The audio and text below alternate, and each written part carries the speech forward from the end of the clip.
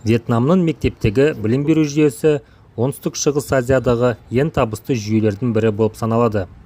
Бұл елде білім сапасына, мұғалімдерді дайындауға және мектептегі тәртіпке ерекше көңіл бөледі.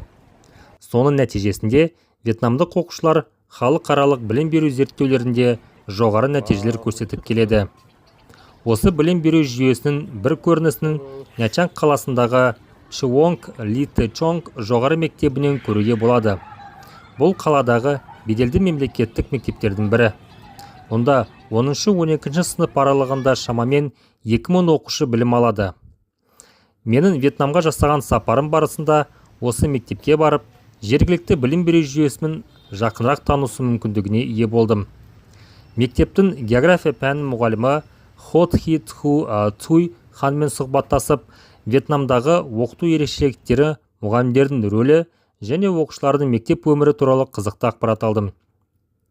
Оқу жылы 2 семестрге бөлінген. Бірінші семестр 5 қыркүйекте басталып, желтоқсанда немесе қаңтарда аяқталады. Осыдан кейін оқушылар 2 жұма демалады. Екінші семестр ақпанда басталып, мамырда аяқталады. Оқушылар 3 айлық демалысқа шығады. Алайда іс жүзінде барлық оқушылар бұл уақытты толық демалыс ретінде өткізбейді. Вьетнамда білімге бәсекелестік жоғары болғандықтан көптеген оқушылар жас кезінде математика, ағылшын тілі, жаратылыстану пәндері бойынша қосымша сабақтарға қатысады. Немесе келесі сыныпқа дайындалады. Әсіресе 10-12 сынып оқушылары университетке түсу емтихандарына дайындалу үшін жазда да оқуды жалғастыра алады. Міндетті білім беру негізінен 5 немесе 6 жастан басталып, 15 жасқа дейінгі кезеңді қамтиды. Бастауыш мектеп 1 сыныптан 5 сыныпқа дейін жалғасады. Оқушылардың жас аралығы 6-дан 11-ге дейін. Орта мектеп 6 сыныптан 9 сыныпқа дейін. Жас аралық 11-ден 15-ге дейін. 9 сыныптан кейін оқушылар жоғары мектепке немесе кәсіптік білім беру мекемелеріне түсе алады. Жоғары мектеп 10 сыныптан 12 сыныпқа дейін.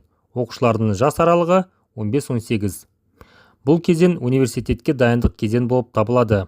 12 сынып соңында оқушылар ұлттық бітіру емтиханын тапсырады.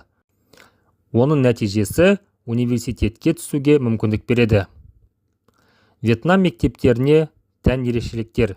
Біріншіден, мұғалімге құрмет. Вьетнам қоғамында мұғалім мамандығы өте беделді саналады.